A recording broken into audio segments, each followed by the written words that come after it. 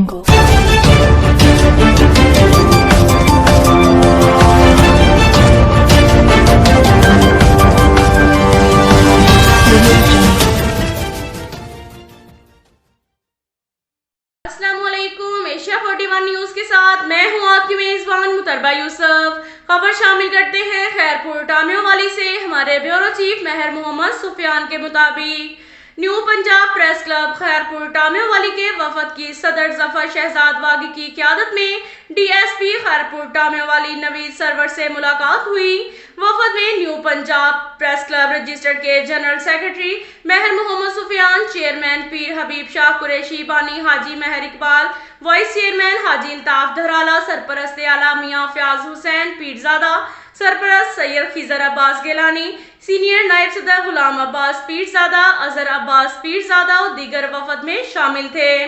DSP Khairpur टामियोवाली Naveed server ने कहा कि जराइम पेशा अफराद किसी रियायत के मुस्तहिक नहीं। जराइम की रोकथाम के लिए सिविल सोसाइटी और मीडिया को किरदार अदा करना होगा। मेरा मिशन है कि खैरपुर टामियोवाली की हदूद से जराइम का खात्मा, अवाम की जानो माल का तहफ़्फ़ुज़ हमारी जिम्मेदारी है। जिस किसी को कोई भी मसला हो वो मुझसे मिले।